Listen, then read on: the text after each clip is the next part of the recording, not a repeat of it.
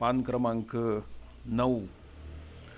माझा प्रवास आणि आंतरराष्ट्रीय परिस्थितीची चिघळाचिघळ यांचा काहीतरी योगायोग असावा. काही वर्षापूर्वी पश्चिम पाहायला निघालो तर सुएझचा कालवा वाटेत खवळून उठला होता. आता पूर्व पाहावी असा विचार मनात आला आणि इंडोनेशियामध्ये इरियन भारतचा प्रश्न उभा राहिला. इंडोनेशिया आणि इरियन भारत या दोन्ही देशांना मी नकाशात सुद्धा कधी बोट लावलेलं नव्हतं. पण आम्ही पूर्वेचं प्रस्थान ठेवल्याचं डॉक्टर सुकार्णोंच्या कानात कुणीतरी जाऊन सांगितलं आणि लगेच इरियन भारत झालाच पाहिजे अशी आरोळी ठोकली आणि आमचा सुदूर पूर्वेचा बेत सुदूर कोपऱ्यात जाऊन पडायची धास्ती निर्माण झाली. बाकी मराठीतील चिघळणं हे क्रियापद हल्ली फक्त आंतरराष्ट्रीय परिस्थितीसाठी राखून ठेवण्यात आलेलं असावं. आंतरराष्ट्रीय परिस्थिती आणि कोकण रेल्वे हे दोन प्रश्न आता फार सुधारत चालले आहेत. असे दोन मथळे वाचले की आता मी सुखानी मरतो असं बाळाजी प्रभूच्या चालीवर म्हणायची प्रस्तुत देशपांड्यांचीही फार इच्छा आहे, पण तो योग काही येत नाही. मेलं कोंबडं आगीला भीत नाही या नायानं मी या चिघळत्या आंतरराष्ट्रीय परिस्थितीच्या बुजगावण्याला आता फारसा भीत नाही. आजवर या धमक्या खूप ऐकल्या. संहारक अस्त्रांची संहार क्षमता जसजशी वाढायला लागली आहे तसतशी माझी ही भीती कमी कमी होत जात आहे. हायड्रोजन बॉम्बच्या उदजनध्वम ह्या मराठी नावाला मी जितका भीतो तितका त्या बॉम्ब हल्ल्याला सुद्धा भीत नाही. त्यामुळे आंतरराष्ट्रीय प्रश्नाचं काय वाटेल ते हो, आपण मात्र ठरल्या दिवशी पूर्वेला जाणाऱ्या जहाजात पाय ठेवायचाच असा निश्चय करून मी बांधाबांधीला सुरुवात केली. माझी तयारी चालू असताना पृथ्वीप्रमाणे आकाशातही एक कट चाललेला होता. अष्टग्रही नावाचं जे एक प्रकरण आहे ते जोरात शिजत होतं आणि माझी बोट तर नेमकी संक्रांतीच्याच दिवशी सुटणार होती. त्या दिवशी तर त्या आकाशस्थ मंडळाच्या कार्यकारिणीचे ठराव पास होऊन वादळं, रोगराया, भूकंप, लढाया, अपघात वगैरे विषयांसंबंधी निश्चित कार्याची रूपरेषा आखण्यात येऊन प्रत्यक्ष कार्याला सुरुवात होणार होती. पण दिल्लीच्या सरकारी वातावरणात मी काही वर्ष घालवल्यामुळे 7-8 लोकांची कमिटी काहीच काम करू शकते यावर माझा विश्वासच नाही. आणि त्यातून मंगळ, शनी वगैरे डाव्या बाजूचे पुढारी, बुध, गुरु वगैरे उजव्या गटाचे सज्जन, शुक्र, चंद्र यांसारखी शौकीन श्रीमंत स्वतंत्र पार्टी, रवीसारखा स्वप्रकाशी इसम आणि नेपच्यून, हर्षल वगैरे वर्गीकृत जमातीचे पुढारी एकत्र येऊन कोणताही निर्णय एकाच बैठकीमध्ये घेतील हे अशक्य आहे. त्यामुळे अष्टग्रहीच्या भीतीपासून मी सर्वस्वी मुक्त होतो. यंदा कशाला बुवा जाता असली शंका काढणारे मित्र आम्हाला नामोहरम करायचा आटोकाट प्रयत्न करत होते, पण माझ्या स्वभावातली गोम माझ्या मित्रांना अजून कळलेली नाही. मी सामाजिक संकटांना भीत नाही. मला स्वतःला सर्दी झाली की मी हैराण होतो, पण फ्लूची साथ आली की माझ्या भीतीला मुंबई शहराच्या 40 लाख लोकसंख्येचा भाग जातो आणि माझ्या वाट्याला एक 40 लक्षांश भीती उरते. ती मी सहज पेलू शकतो. स्वातंत्र्याच्या चळवळीत मी एकट्यानं जाऊन बॉम्ब टाकला नसता, पण शिवाजी पार्क वरून 30-40 हजार लोक गणपती बुडवायला निघतात तसे बॉम्ब उडवायला निघाले असते तर मी त्या मिरवणुकीत सहज उत्साहाने गेलो असतो. थोडक्यात म्हणजे माझं मन हे 4 चौघांसारखं सामाजिक आहे. सुधारणा आणि रोग हे वैयक्तिक पातळीवर मला भेडसावतात आणि त्यांनी एक सामाजिक पातळी गाठली की मला वळ येते. त्यामुळे अष्टग्रहांनी टाकलेला जागतिक विध्वंसाचा चॅलेंज मी जगाच्या लोकसंख्येने भागला आणि प्रवासाची जोरात तयारीला सुरुवात केली. आयुष्यात एकदा युरोप घडलेलं होतं. प्रवासविषयक अनुभवाचे शहाणपण आम्हा उभयतांना बरंच आलेलं होतं. त्यामुळे देवी टोचायच्या की पिवळा ताप असला असल्या क्षुल्लक गोष्टी आमच्या मनामध्ये नव्हत्या. टोचून घेणं आणि टोचून बोलणं या दोन्ही बाबतीत मी अखिल महिला वर्गाला केव्हाच शरणागती लिहून दिलेली असल्यामुळे याही प्रसंगी तिलाच पुढाकार घ्यायला लावून गेल्या खेपेला जिथे देवी टोचल्या तिथे गेलो. पण म्युन्सिपाल्टीनं तिथल्या देवी आता उठून दुसऱ्या ठिकाणी त्याची स्थापना केलेली होती. आणि मग अनुभवाचं शहाणपण देवीच्या बाबतीत तरी उपयोगाचं नाही हा पहिला धडा मला मिळाला.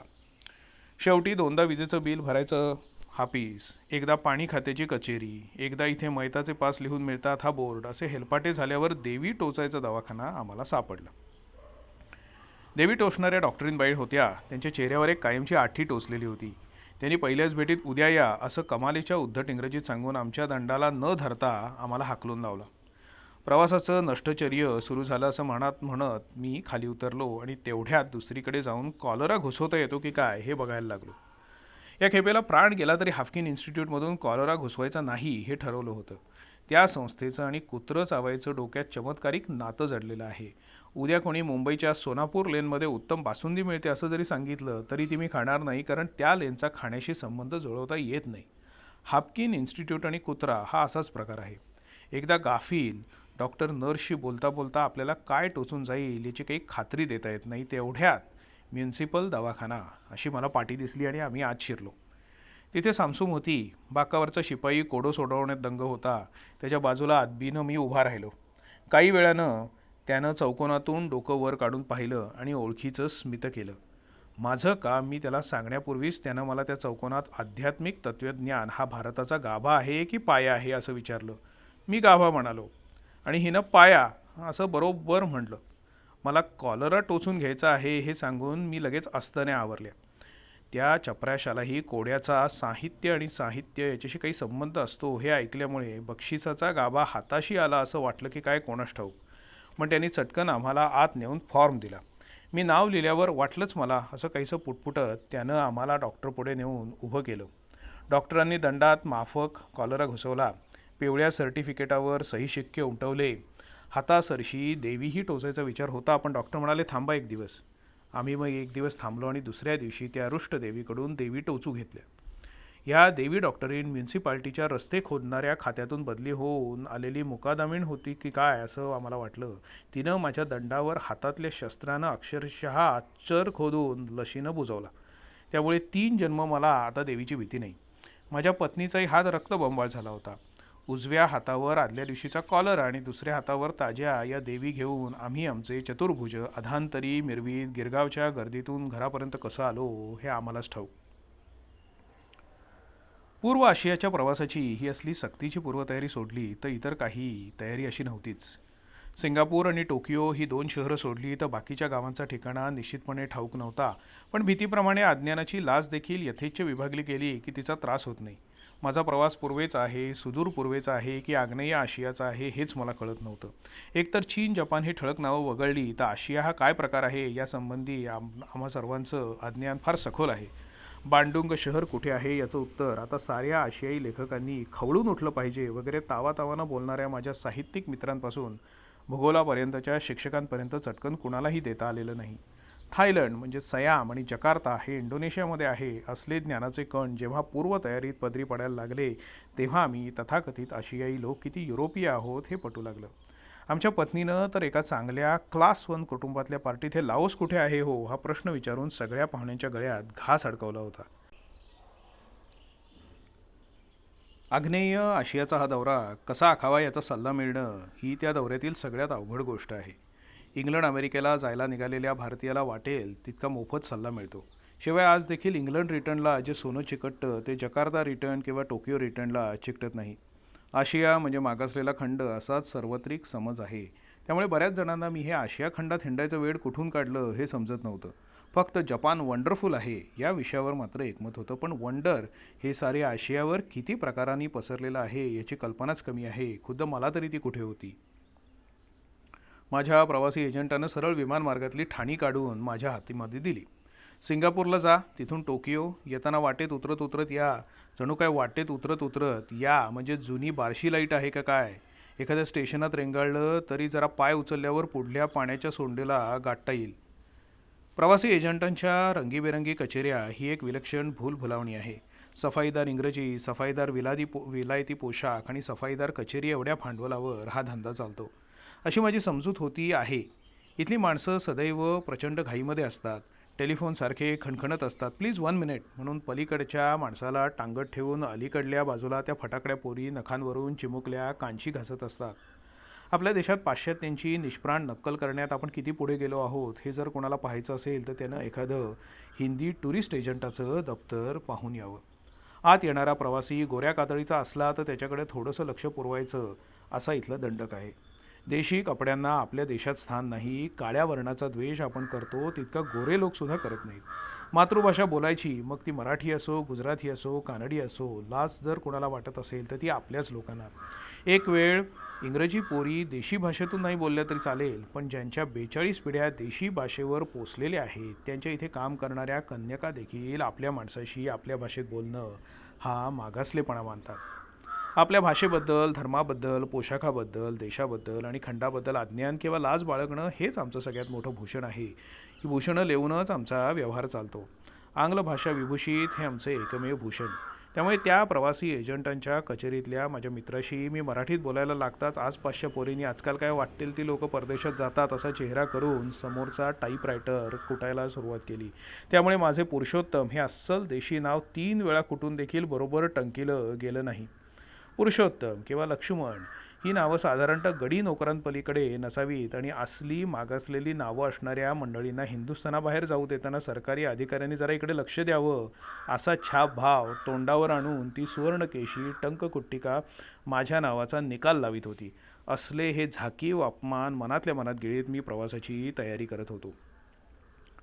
परदेशाच्या बोटीतून जर प्रवासाला निघायचं असेल तर केबिन्स भरले आहेत हे ऐकायची सदैव तयारी ठेवावी.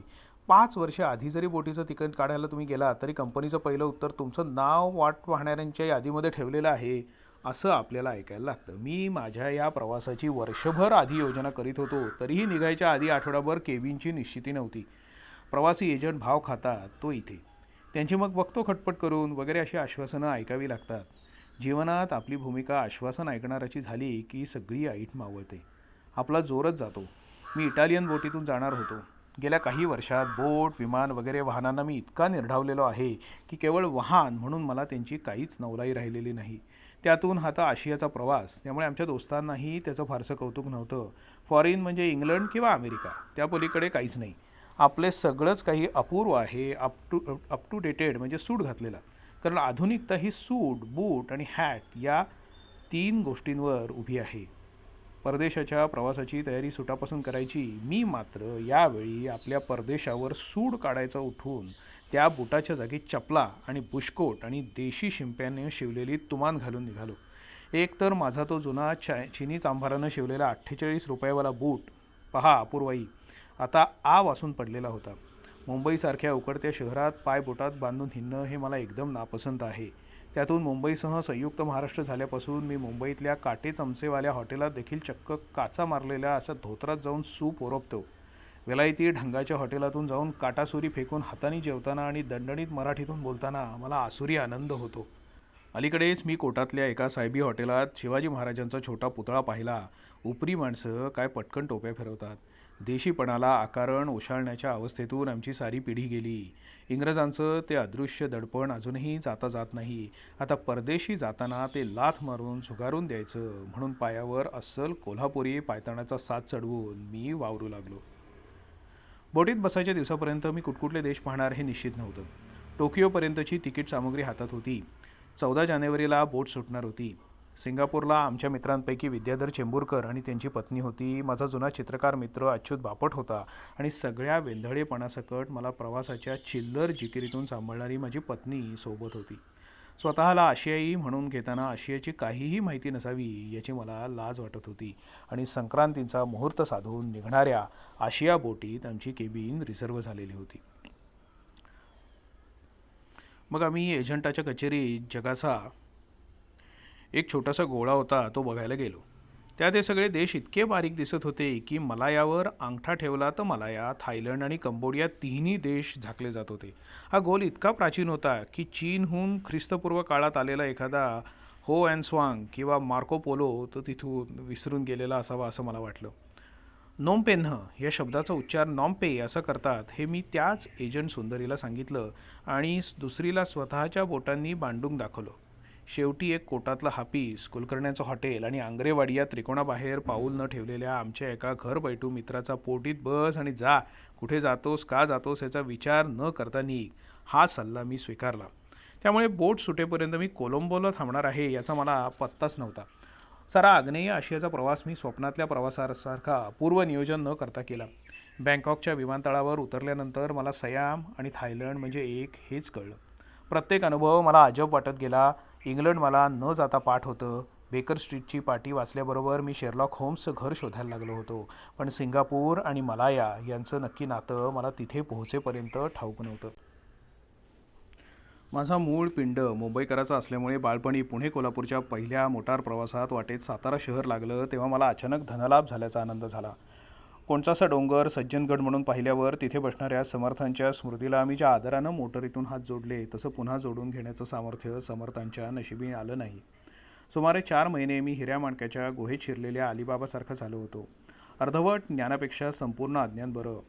ज्ञानाच्या किरणांची मजा देखील संपूर्ण काळोख ते उजळीत जातात तेव्हाच अधिक. आणि म्हणूनच हाँगकाँगला पोहोचल्यावर तिथून फक्त 25 मैलावर पिवळा चिनी लाल होतो हे कळल्यावर मी थक्क झालो. सारा आग्नेय आशिया जादूगाराच्या पोतडीतून येणाऱ्या अजब वस्तूसारखा माझ्यासमोर उलगडत जाणार होता. काय पाहायचं हे न ठरवता मी पाहणार होतो. लोक मला परदेश गमनाचा उद्देश विचारित होते. तिथल्या सांस्कृतिक जीवनाचा अभ्यास हे वर्तमानपत्रे उत्तर मी तयार ठेवलेलं होतं. सांस्कृतिक जीवनाचा अभ्यास ही काय सुंदर पळवाट आहे.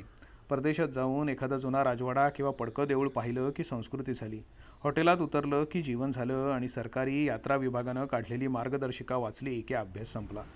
बाकी आपल्या देशात सांस्कृतिक कार्य आणि समाजसेवा वगैरे गोष्टी काय सुलभ झाल्या आहेत. स्वातंत्र्योत्तर काळात स्वस्ताई आली आहे ती फक्त इथे. घरात स्वयंपाकी आणि बायरा आणि नवरा वरिष्ठ अधिकारी एवढं मूळ भांडवल असलं की झालं. मग एखाद्या नाट्यविषयक इंग्रजी चर्चेला उपस्थिती, भरतनाट्यमच्या कार्यक्रमाची जाहिरातींनी भरलेली गुळगुळीत चोपडी विकणं हे सांस्कृतिक कार्य आणि मंडळाच्या पगारी नोकराकडून WHO सारख्या संस्थेकडून मिळणारं भुकटीचं अश्वत्थामी दुग्ध वाटलं की सामाजिक कार्य. मी कोणताही हेतू मनात न ठेवता प्रवास करणार आहे हे कुणालाही सांगून पटलं नसतं. मी सांस्कृतिक जीवनाचा अभ्यास म्हटल्यावर विचारणारा खुश आणि सांगणारा मीही. चिघळलेली आंतरराष्ट्रीय परिस्थिती, अष्टग्रही आणि संक्रांत असा उत्तम योगायोग साधून आमची बोट निघणार होती. आमच्या प्रवासी एजंटाकडल्या सुंदरीनं 14 तारखेला जाऊन बोटीत बसायला सांगितलं. बॅगांना आणि ट्रंकांना चिकटवायच्या रंगीबेरंगी चिठ्ठ्या आल्या. बोटीनं जायचं असल्यामुळे सामानाचा प्रश्न नव्हता. 14ला निघायचं म्हणजे 13ला सामान बांधून तयार राहूया आयटीत आम्ही होतो. 14 तारखेला रविवार असल्यामुळे बोटीवर निरोप देणाऱ्यांची अनायसे गर्दी होईल हा सुखद विचारही मनामध्ये आला. तेवढ्यात बॅगांना लेबलं कमी पडतात हे माझ्या ध्यानी आलं आणि आम्ही ट्रॅव्हल एजंटांच्या कचेरीमध्ये धाव ठोकली. आशिया, ओ 1 तासामध्ये एम्बार्केशन सुरू होईल. कॅलेंडरवर तारीख 13च होती. मी शांतपणे त्यांना 14 तारखेला आमचा प्रवास आहे असं सांगितल्यावर तितक्याच शांतपणाने एक सर्क्युलर दाखवून प्रवाशांनी आदल्या दिवशी 3 वाजता बोटीत बसायचं हे सांगितलं. अहो पण ह्या आम्हाला कसं कळायचं? अहो हे सर्क्युलर वाचता येतं ना. अहो माझ्या घरून इथलं सर्क्युलर वाचायला आम्ही डोळ्याला टेलिस्कोप लावून हिंडत नाही. तुम्हाला कळवायला नको? त्यानंतर तिथे सुमारे 15-20 मिनटं हे मला कोणी कळवायला हवं होतं या विषयावर अत्यंत उत्साहात एक इंग्रजी परिसंवाद झाला. शेवटी ती सगळी लेबलं घट्ट हातामध्ये धरून मी टॅक्सीच्या मागे धावायला सुरुवात केली. शनिवारची दुपार होती. कचेऱ्या फुटलेल्या होत्या. रस्ती कारकून सांडलेले होते. साहेबांच्या मोटारी सुटत होत्या. मी धापा टाकीत टॅक्सी शोधत धावत होतो. हातात अवघे 2 तास होते. तेवढ्यात सगळ्या गोष्टींची तयारी व्हायची होती आणि ही बोट चुकली असती तर महिनाभर बोट नव्हती. जीवाची प्रचंड धडपड करून आम्ही बोटीच्या धक्क्यावर पोचलो आणि आम्हाला कळलं की त्या बोटीवरून त्या दिवशी निघणाऱ्या पॅसेंजरांपैकी फक्त आम्हीच तिथे आलेलो आहोत. धक्क्यावर 5 वाजेपर्यंत केव्हाही आलो असतो तरी चाललं असतं, पण प्रवासी एजंट यांच्या घरचा जो तो आपापल्या खाजगी घाईत त्यांनी मला 3लाच तिथे पिटाळलं आणि ते स्वतः मोकळे झाले. मी गेलो तेव्हा आरोग्य विभागाचे डॉक्टरही आलेले नव्हते. कस्टम ऑफिसर दिसत नव्हते. बहुता ट्रंकांवर फुल्या मारायचे खडू ते शोधत असावेत. रविवारी दुपारी 4चं नाटक असलं की थिएटरावर 1:30-2च्या सुमाराला असते तसली त्या बंदरावर कळा होती. बंदरावरचे हमाल देखील डोळ्यांवर मुंडाशी टाकून झोपलेले होते. आजच बसायचं हे नक्की सांगितलं होतं ना हा प्रश्न 20-22 वेळा विचारून माझं नैतिक धैर्य शून्यावर आणून ठेवलं होतं. एकूण गडबडीत त्याही चाळीतल्या नळावर बायका पाणी भरायला निघतात तशी निघालेली होती आणि माझा पोशाख पाहून धरमतरच्या लांचात बसण्याऐवजी लॉईड स्टेनियोच्या त्या आलिशान वातानुकूलित जहाजात बिन तिकिटाने शिरायचा मी प्रयत्न करीत आहे असं तिथल्या 1-2 जागृत हमालांना वाटून त्यापैकी कोणीही माझ्याकडे ढुंकून सुद्धा बघेना. तेवढ्यात कोणीतरी अरे हा भाऊचा धक्का नाही म्हणून सांग त्यांना असं म्हटल्याचाही मला भास झाला. परदेशी बोट हा प्रकार मला नवा नसल्यामुळे सराईतपणाचा वाजवीपेक्षा जरा जास्तीच आवांडून मी हिंडायला सुरुवात केली. P&Oच्या बोटीवरचं स्ट्युअर्डस हे गोमांतकीय असल्यामुळे गोयचा मोर तू हा परवलीचा शब्द उच्चारला की दगदगी मिटतात. इथे सारे इटालियन, एक जात लेकाचे देखणे. बाकी या बोटीवरचे ते इटालियन कर्मचारी एकजात रंगेल. इटालियन लोकांना वेल्श लोकांसारखी आवाजाची देणगीच असते. त्यामुळे बोटीत कुठेही आणि केव्हाही पाश्चात्य संगीताची ललकारी ऐकू येई. त्या मनाने इंग्लिश बोटीवरच्या खलाशापासून कॅप्टनपर्यंत सगळेजण चेहऱ्यावर आपल्या वारसानं आलेलं गांभीर्य टिकवून ठेवायच्या प्रयत्नात असतात. माझ्या स्ट्युअर्टच्या गुल्लेपणाची झलक मला बोटीत शिरतानाच मिळाली. त्यानं माझ्या केबिनमध्ये ट्रंका ठाकठीक केल्याबरोबर मला चक्क डोळा मारला.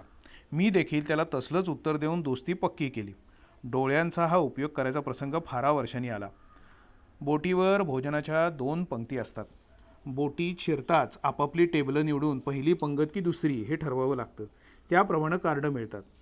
दुसरी पंगत सोयीची म्हणजे संध्याकाळचं भोजन अगदी जैन संप्रदायाला धरून उरकावं लागत नाही. इटालियन लोकांची जगभर पाकपंडित म्हणून ख्याती आहेच. आम्ही इटालियन जहाजानं जाणार हे कळल्यावर बऱ्याच लोकांनी आम्हाला जेवण्या खाण्याची काही प्रॉब्लेम नाही असं सांगून टाकलं. त्यापैकी बहुतेकांची माहिती ऐकीवच होती. इटालियन जेवणाचा यापूर्वी मी अनुभव घेतलेला होता. शेवई हा इटालियन जेवणाचा स्थायी भाव आहे. 1.5 ते 2 मैल लांबीच्या शेवयांपासून ते त्यांच्या पाव इंच कुस्कऱ्यांपर्यंत जसं आणि जितके तुकडे करता येतील तितके लांब तुकडे आणि सायकलची वॉलट्यूब ते इन्नर इतकी निरनिराळ्या मापांची गोलाई, ह्यात जितकं शेवयांचे प्रकार होतील त्याला त्यांची तितकी तितकी नावं असतात. जोडीला टोमॅटो सॉस घेऊन नानाविध आकारांच्या शेवया कोटाची पुढील बाजू खराब न करता पोटात ढकलणं आणि आत जात नसल्यास चियांटीसारख्या मद्यानं आत ढकलायला मदत करणं ह्याला इटालियन जेवण म्हणतात. स्पघेटी म्हणजे 6 महिन्याच्या अर्भकाच्या करंगळी एवढ्या जाडीच्या शेवयांचा अनेक योजने लांबीचा गुंता आणि वर्मिसेली म्हणजे आपण ज्याची खीर करतो ते गव्हालं. इंग्रजांच्या जेवणात बटाट्याचं जे स्थान तेच इटालियनांच्या जेवणामध्ये शेवयांचं. स्पघेटीला कोणी स्पाघेती म्हणून कॉन्टिनेंटल आईत आणतात, पण तो पतंगाच्या फिरकीला गुंडाळलेल्या दोऱ्या इतक्या लांबीचा शेवयांचा गुंता नुसत्या काट्यानं तोंडात ढकलणं ही सुद्धा एक कला आहे. पहिल्या दिवशी संध्याकाळच्या जेवणात मी ही सर्कस करून पाहिलेली होती आणि यापुढे स्पाघेती बाद असा निर्णय घेतला. त्यापेक्षा स्पाघेटीच्याही लोकरीसारखा गुंडाळा करावा. त्याहूनही सोपं म्हणजे पतंगाच्या दोरीसारखी फिरकी असते ना, तशा फिरकीला या शेवया गुंडाळून वेटरच्या हातात ती फिरकी द्यावी आणि एक टोक आपण आपल्या तोंडात धरून मटकवायला सुरुवात करावी. स्पाघेटी खाण्याचा हा सगळ्यात सोपा उपाय आहे. पहिल्याच दिवशी या स्पाघेटीनं माझ्या नाकात दम आणला. नाही म्हटलं तरी जगातल्या विविध भोजन प्रकारांची मी 2 हात केलेले आहेत. इटालियन जेवणात पिझ्झा नावाचा आपल्या थालीपीठासारखा जो प्रकार असतो तो मात्र अतिशय रुचकर. थालीपीठापेक्षा दाक्षिणात्य उत्ताप्पा असतो त्याच्याजवळ तो अधिक, आकारात आणि गुबगुबीतपणात फक्त. कारण चवीत मात्र रोम आणि कुंभकोणम इतका फरक आहे. पूर्वेकडे जाणाऱ्या बोटीवर हिंदी प्रवासी बरेच असल्यामुळे हिंदी जेवणही मिळतं. बोटीवरल्या हिंदी बल्लवांना देखील त्याच त्याच पदार्थांना निरनिराळी देशी नावं देण्यात आपण काहीही मागे नाही हे भासवण्यासाठी कारवार करी, बंगाल करी, बॉम्बे करी, पुना पुलाव. मला वाटलं की हा खास शेळ्या भाताचा थेट पुणेरी फोडणीचा भात असेल, पण नाही, त्याहूनही भिकार असतो हा.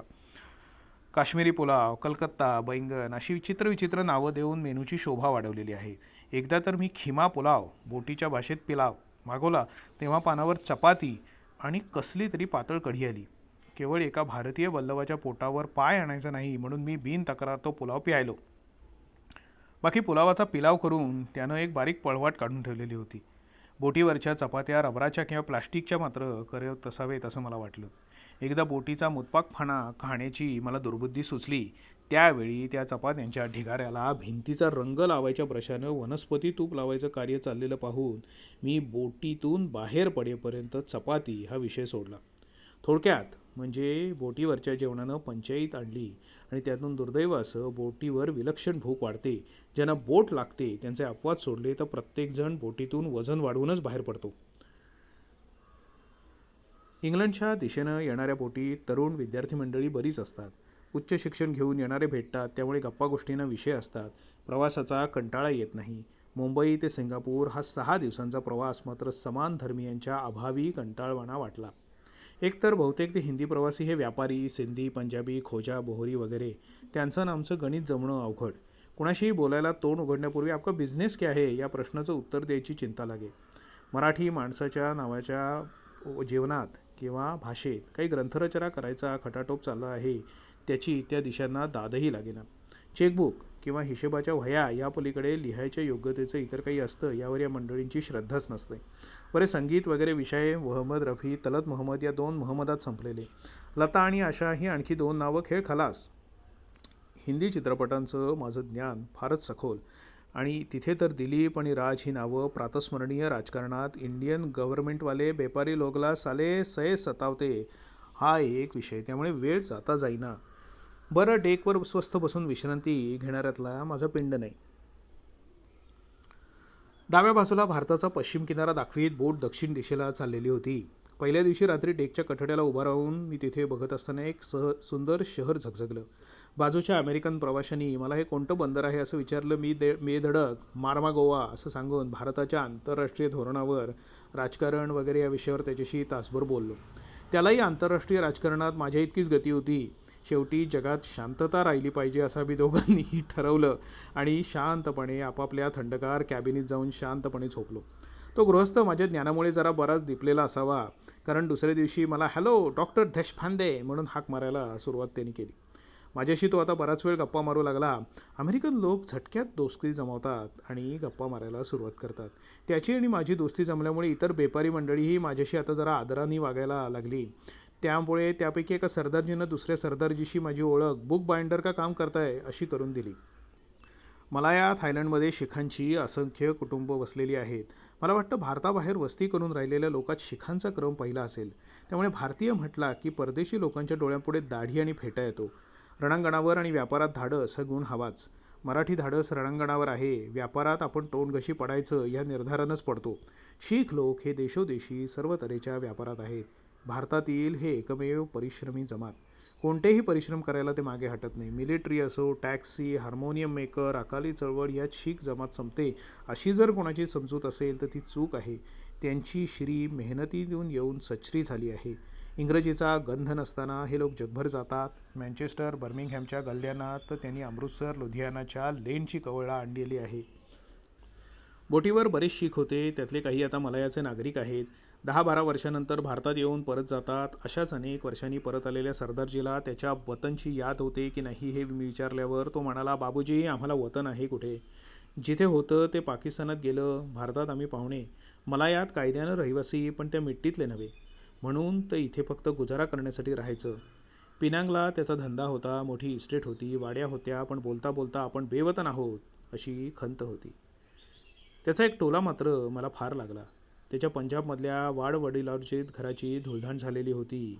बायकांनी माहेरचं वैभव सांगावं तसं तो मला आपल्या खेड्याविषयी सांगत होता. तशी गुरं जगात नव्हती, तसा गहू नव्हता, दूध नव्हतं, माती नव्हती, पाणी नव्हती. हे सांगता सांगता तो एकदम थांबला. म्हणाला, जाऊ दे, आमचं झालं ते झालं. तुम्हाला तर आझादीची खुशी मिळाली, आम्हाला आनंद आहे. शीख माणसाला डोळे पुसताना यापूर्वी मी पाहिलेलं नव्हतं. त्याच्या जीवनातून कायम निघून गेलेल्या पाकिस्तानी पंजाबातील त्या खेड्याची आठवण आणि विस्कीचे 5-6 पेग्स याचा तो दुहेरी परिणाम असावा. आमच्या जेवणाच्या टेबलावर फिलिपिन्समधला एक इंजिनियरही होता. फिलिपिन्स या विषयावर त्यानं माझं आणि भारत या विषयावर मी त्याचं बौद्धिक घ्यायला सुरुवात केली. तो टेबल टेनिस छान खेळत असे. मीही त्याच्याशी 2 हात केले. पहिलाच चेंडू समुद्रामध्ये गेल्यामुळे माझ्या या आक्रमक खेळाची जाणीव त्याला दिसली आणि त्यानंतर तो पुन्हा जेवणाच्या टेबलाखेरीज इतर टेबलांवर मला भेटायचं टाळू लागला. टेबलाचा उत्तम उपयोग भोजन आणि त्या खालोखाल लेखन यासाठीच व्हावा असं माझं स्पष्ट मत आहे. खेळायला वगैरे त्याचा उपयोग कशाला करतात कोणास ठाऊक. टेबल या वस्तूचा आधीच सरकारी उडवाउडवी आणि टोलवाटोलवी यापुढे दुरुपयोग होतो आहे, तो काय कमी आहे? आणि त्यात ही चेंडूची टोलवाटोलवी कशाला? त्याच पलीकडे पोहण्याचा एक तलाव होता. बोटीवर असे पोहण्याचे तलावही असतात. त्या तलावात रात्रंदिवस मडमा पोहत असल्यामुळे उगीचच आपण कशाला खोलात शिरा म्हणून मी गप्प राहिलो. थोडक्यात म्हणजे काय, काहीशा विसंवादी गर्दीतूनच माझा प्रवास सुरू झाला तो आशियाकडे.